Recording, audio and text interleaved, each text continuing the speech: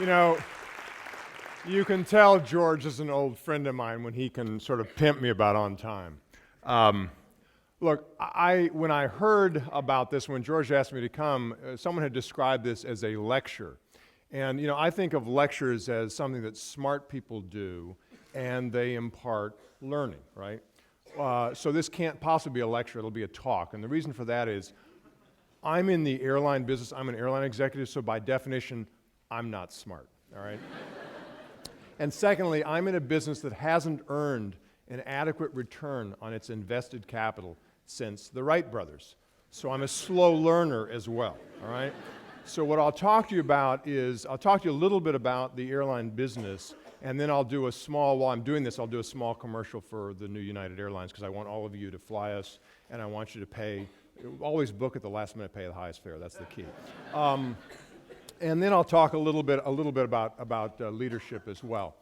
Let me start by talking about the airline business. It is an extraordinary business, and I like to say, and most of you are getting your MBAs, your PhDs. You know, if you like the business of business, there is no business like the airline business. If you like making money, forget it. It's a tough business, and it's a tough business because there are a lot of structural problems with the business. It has very low barriers to entry.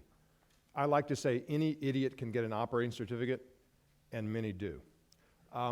It has very high barriers to exit because everybody who touches us makes money off of us, whether it's the airframe manufacturers, the engine manufacturers, the aircraft lessors, the cities where we operate, whether it's the avionics manufacturers, the folks who service the lavatories, you name it, they make money on us.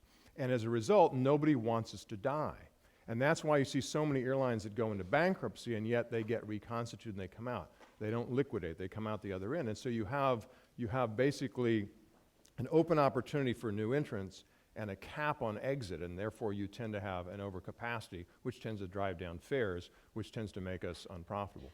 We're also a brutally regulated business, recognizing that the airlines were deregulated in 1978, only nominally. We are the most heavily regulated, deregulated business that there is. And some of the regulations make a lot of sense. I mean, certainly the safety regulations make enormous sense.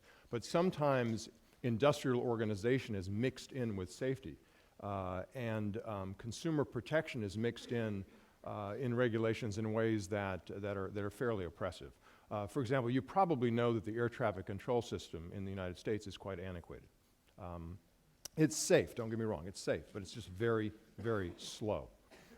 And it uses the very finest 1950s ground-based radar technology that money could buy. And we need to invest in that system, but we haven't as a nation.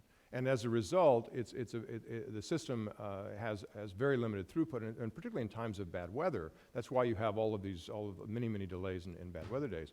But if, as a result of our antiquated air traffic control system, our airplanes are stuck on a taxiway for more than 3 hours, we get fined $27,500 per passenger. Per passenger.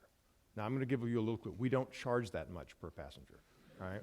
And so as a result, we have lots of regulations that are very oppressive on the air carriers. Someone actually recently said, well, why don't you charge for air tickets because fuel is so important to you?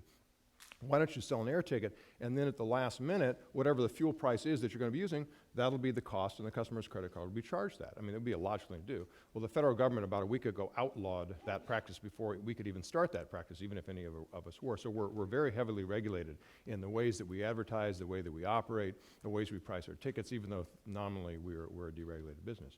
And we're also subject to external events that most businesses are not. I mean, last April, there was a volcanic eruption, the name of which I've never been able to name that volcano. Maybe one of you can do it. But it really shut down air travel in Europe and had a fairly material adverse effect on air travel. Now, who could have thought when you were planning for the year that you would be subject to a volcano or subject to SARS or subject to any of a number of these external events that affect our industry?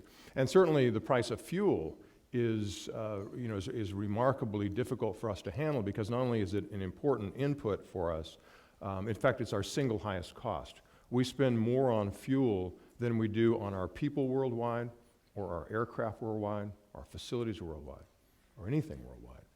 And when fuel is such an important input price, and it's quite high and quite volatile, to give you a concept of how much, I mean, George mentioned $25,000 a minute, which is a lot of money, which is why I try to talk really, really fast, right?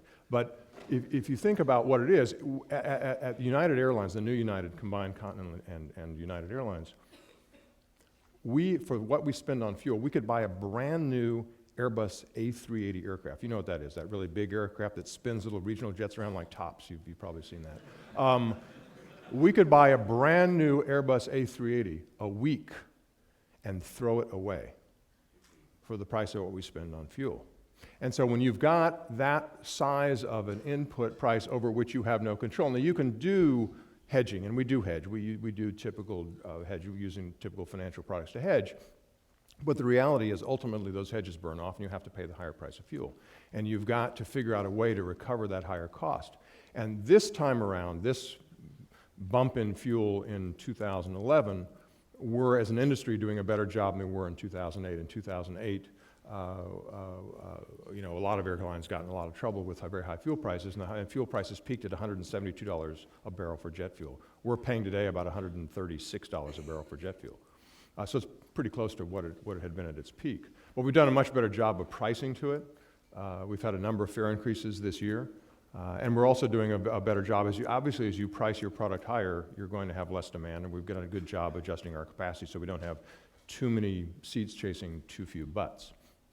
But in terms of capital costs, huge capital costs, very sophisticated financing, which we do for all the capital we do. Technology, we're essentially a technology company with wings. It's a very data-rich business, and as a result, we have a lot of information on which to make a decision, but we also have a lot of data, and you've got to figure out how to parse your way through that data, and I'm sure many of you have been faced with a whole lot of data and trying to figure out seeing through this fog of data, what actually is very important to you. So it's without question a difficult business, and as George mentioned, it's also a heavily unionized business.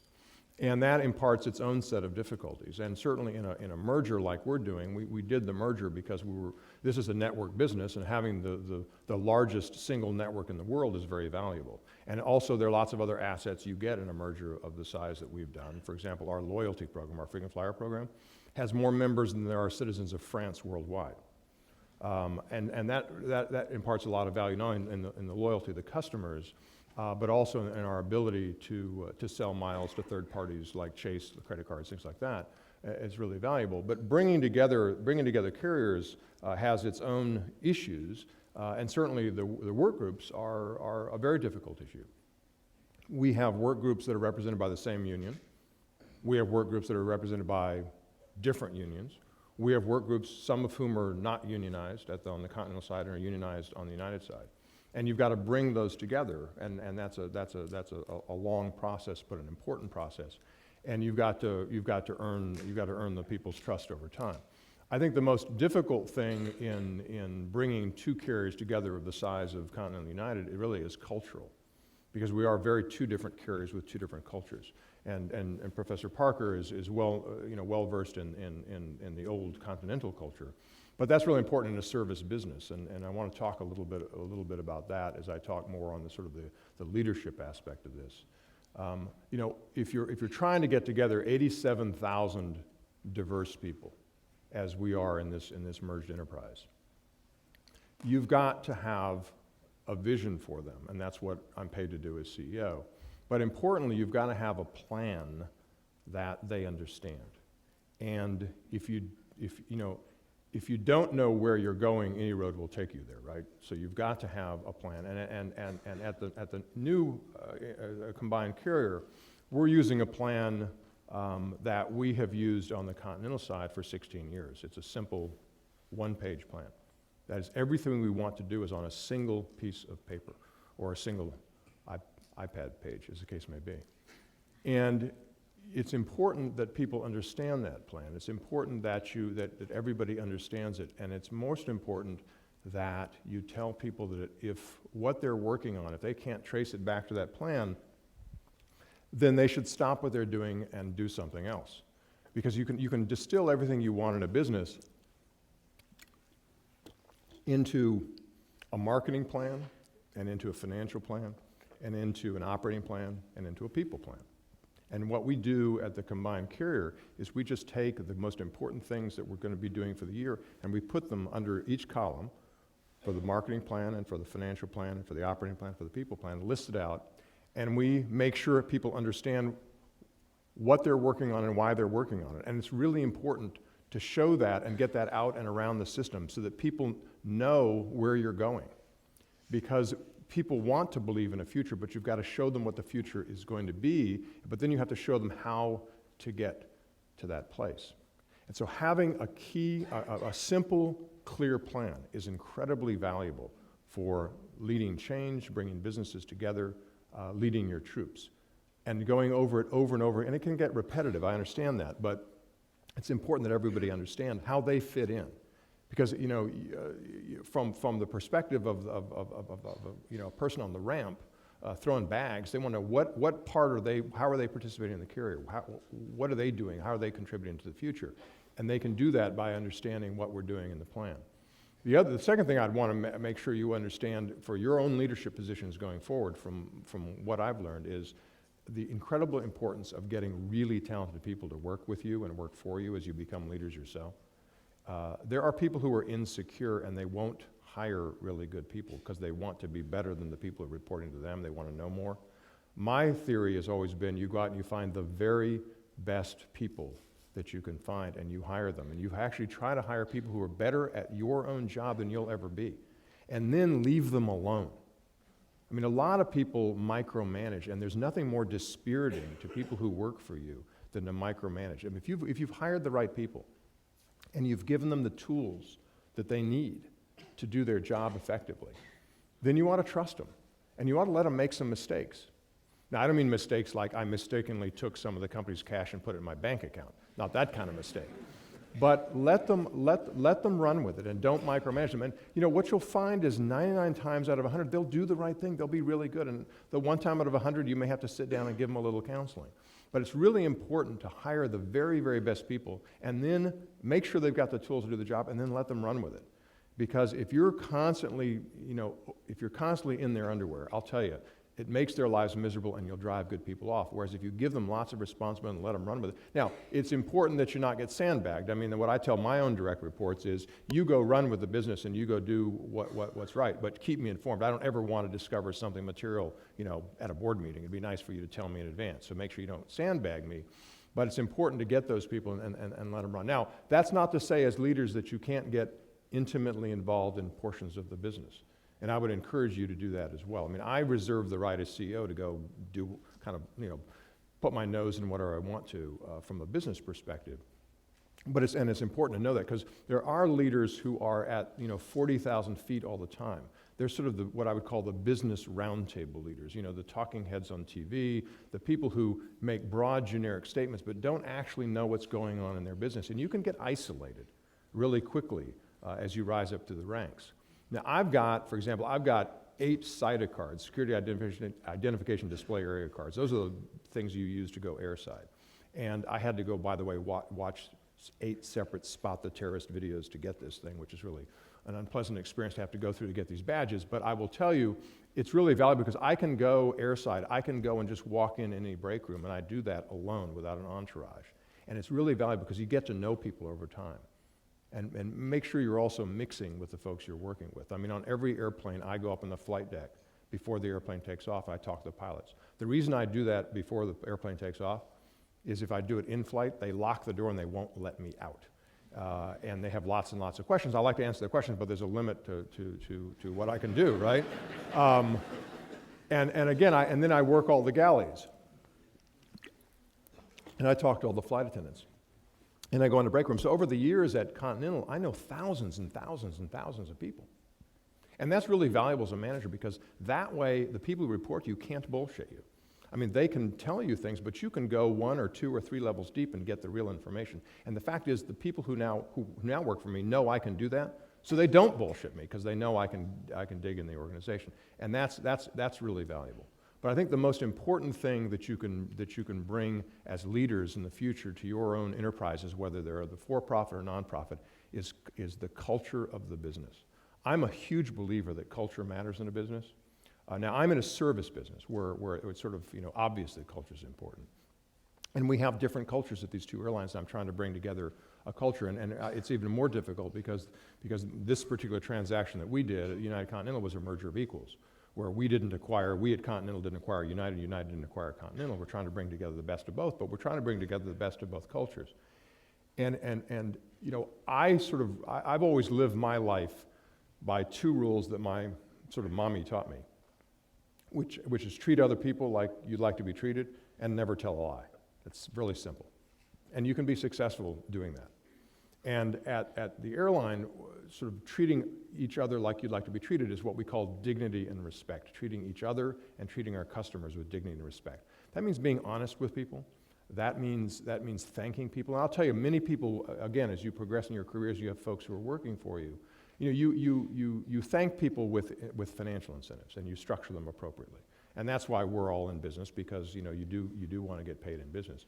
But even more importantly, often than the financial incentives, even more important than that are the personal thank yous. I mean, and I don't mean superficial. I mean having people who've done a really good job and taking the trouble to go to their office or go to their cube and thank them personally. I mean, it makes a huge difference to them. And I would encourage you as well to always remember that there's so many people who work really hard and work all through the night to make you look good.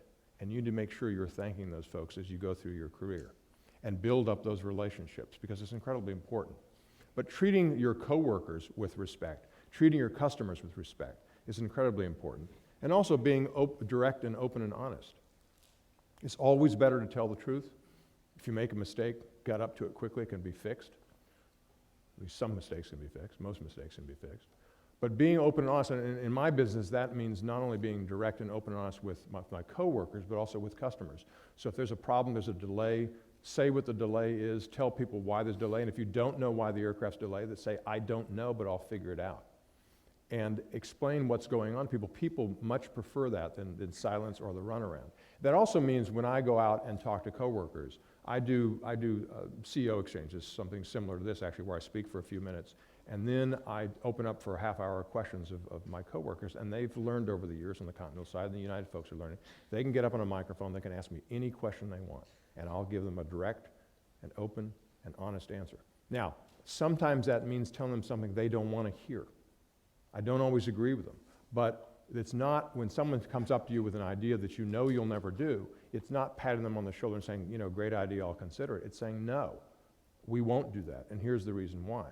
Or when someone stands up and makes a group of folks from the union step and make a demand for a contract that will not be in not only the long-run interest of the company, but harmful to the rest of the coworkers, explaining that you'll never do that. And use the word never. It's a tough word, but it's a true word. That is, you'll never do a contract that will jeopardize the future of the company or jeopardize the future of the coworkers. Now, people sometimes don't want to hear the tough message, but it's important to give that tough message. You can give it politely and you can do it respectfully, but it's important because when you do that, when you've got a culture that's built around people treating each other with dignity and respect and direct and open and honest communication, what you build is a company where people enjoy coming to work every day. They trust each other, and they learn, and management needs to do this, earn their trust, but they also learn to trust management. And even in a unionized workforce, you can build a relationship with a unionized workforce where the workforce thinks of themselves as employees of the enterprise first and union members second. If you have it flipped, where it's union first and enterprise second, that's a path to ruin. And you can build that culture where people enjoy coming to work, they trust each other, they trust management, they're proud of what they do, and they deliver tremendous service as a result.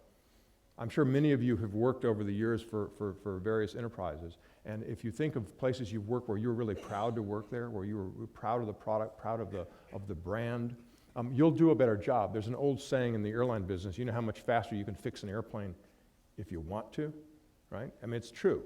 And you can get so much more out of people if they're proud of where they're working and they see the future and they're rewarded for it. And it can be any number of things. At United, we have perfect attendance programs by work group. If people have 6 months of perfect attendance, we put their name in a revolving drum, and we pull out every 6 months. We pull out a name from that work group, and the winner gets a brand new car with all the taxes paid and the gross up on the taxes and everything else, so they actually get a new car. We have on-time bonus program, where if our aircraft are 80% or more on time, despite what Professor Parker said, we are an on-time airline. Domestically or internationally, or both, we pay a bonus for that. We have a profit sharing program. So when we make a profit, when our coworkers work together and deliver the profit, we share the profit. That's what makes a great workplace, and that's what ultimately makes a great company. So I would encourage all of you in your future, in your leadership positions as well. Really, I've had a lot of people ask me this all the time, because I've had a really checkered career. I mean, I've done a lot of different things in my life, and I never thought I'd be in the airline business, and I sure as heck didn't think I'd be running the world's largest airline. But what I've told people is follow your passion. Don't go into investment banking because that's cool and everybody's doing it. And don't go into consulting because it's cool and everybody's doing it.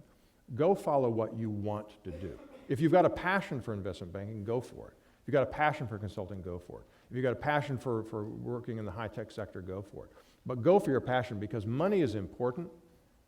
There's no question about it. But beyond a certain amount, what matters is really enjoying coming to work and being proud of what you do and believing in the company and believing in the future of the company. And I'll tell you, I've had jobs where I was unhappy, and it's a lot more fun being in a job where you really enjoy what you're doing and you enjoy the people you work with and you're proud of what you're doing and you want to continue to improve the business. It's more personally satisfying. So follow your passion, ignore the herd, and be yourself. A lot of people think of business people being sort of stuffed suits, but the reality is the best thing you can do and the way you can advance your own career and the way you can be most satisfied is simply be yourself. I like to joke, if you're an obnoxious liar, then probably you're not going to make it in business. Not that kind of be yourself. But follow your passion and be yourself, and I think certainly with the background of Stanford Business School, you'll be incredibly successful. So I'm going to stop right there and start taking questions, but I want to end by thanking you very much. I'm honored to come here. I'm certainly honored to be in this spectacular, look at that, people way in the back, hi there. In this spectacular auditorium at the beginning of this brand new Knight Business School, and I want to thank Professor Parker for inviting me. Thanks a lot.